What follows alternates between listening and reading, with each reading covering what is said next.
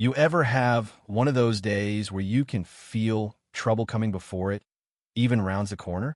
Yeah, that was me sweating buckets halfway through moving in my new place, just trying to survive another muggy afternoon with my arms full of boxes and my mind spinning a mile a minute. I'm Marcus, and this was supposed to be a fresh start, but, the universe has a weird sense of humor. So I'm lugging boxes out of the truck, heart pounding like a cheap drum, when I hear this voice behind me, kind of chipper, kind of nosy, definitely not friendly. "Oh, I didn't realize someone already bought this place," she says, stepping out from her driveway with this smile that never quite makes it to her eyes. She's probably in her 50s, blonde, neat as a pin, but there's a tightness to her that tells you she liked her neighborhood just the way it is. I smile back, "What else can you do?" and say, "Yeah, just last week." She blinks at me, all wide-eyed, scanning me up and down like I'm a stray cat on her porch. "Are the owners inside?" she asks, like she's sure the answer couldn't possibly be me. I set down my box, just to keep from dropping it. "That'd be me," I tell her, still grinning. She lets out this laugh sharp, not exactly warm, and goes, "You wish you were the owner." Then, lowering her voice, she adds, "No offense, but, how could someone like you afford a neighborhood this expensive?" I just let it hang there because honestly, what do you even say to that? You ever meet someone who's decided who you are before you've even finished saying your name? Just then, my buddy Tyler comes walking out of the house, arms full of my junk, and the mood flips like a switch. "Oh, you must be the owner." The woman perks up, stretching her smile a little wider. Tyler gives me this quick salute, grinning. "Nah, just helping my guy here offload his stuff," he says. "All done, boss." I hand Tyler a tip, thank him, and turn back, but now she's just staring at me. "Wait, you're the owner," she says, like it's a bad punchline. I just shrug. Things aren't always what they seem. She's flustered now, pasting on a fake smile, trying to cover up. "Oh, so you're just renting, right?" I don't even bother answering. Just scoop on my box and head inside. It's wild, you can see people's whole worldview crash in their eyes, but they'll still hold the pieces together with whatever tape they've got left. Meanwhile, across the street, she's storming into her house. I find out later her name's Karen, and yeah, the universe is good with its jokes. She drops her keys on the table, tells her teenage son she's heading back to work, but 2 minutes later she's back through the front door and suddenly shrieking. Turns out I'm standing in her living room. "Okay, wait, let me back up a sec, that sounds bad. I just came by to borrow her corkscrew because mine's packed God knows where, and my friends were about to show up to christen the new place." Her son's already in the kitchen, rooting through drawers, and he handed me the corkscrew, saying, "Here, man, good luck unpacking." I thank him, step out, and leave the door open behind me. Karen loses it. How could you let him inside? What if he's a criminal?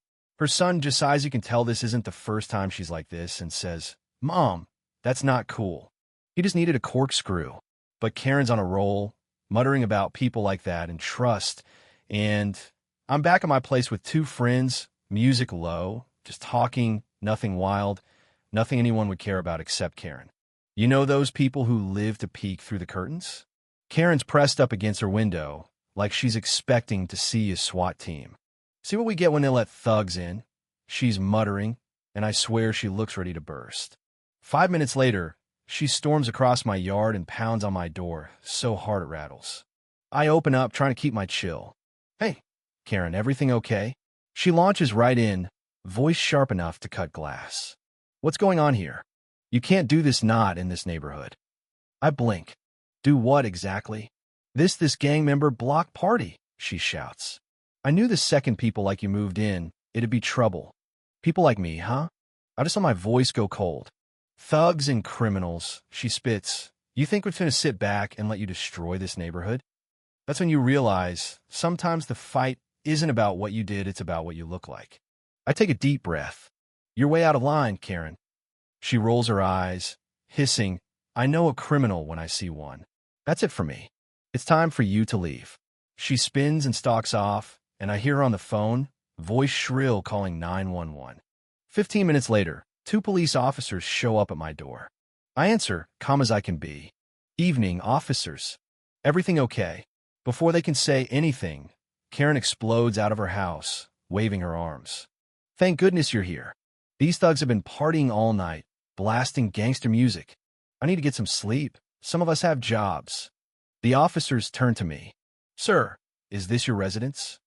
I barely get a word out before Karen's back at it. He's not the homeowner. He's just renting. I'll be calling the real owner and wait till he finds out what a mess this is. The officers glance at each other. And then, for her grand finale, she points at me, voice shaking. He's a thief. He stole my watch. I saw it on his wrist. He was in my house earlier. He must have taken it then. He can't afford a watch like that. Look at him. The officers look at me, one eyebrow raised. Sir, is that your watch? I nod. Absolutely. Give me a second. I'll clear this up. I duck back inside, grab my paperwork, and head back out, heart pounding but face steady. Karen's muttering. Why are you even talking to him? One officer raises a hand. Ma'am, we're handling this. She won't stop. He stole it. I know it. They're all the same. You ever feel like you could show someone every fact in the world and they'd still call you a liar? That's what this is. I come back out with my folder. No one stole your watch. I tell her. I try to keep it civil, but all you've done is stereotype me and make racist assumptions. Karen gasps, hand to her chest. I'm not a racist. I just hand the deed to the officer. First, you said people like me couldn't live here. Here's the deed. I own this house. Paid cash. And about the watch? I'm a jeweler. I own 5 jewelry stores. That watch is part of my business and my hobby. The officers flip through the paperwork, and one nods.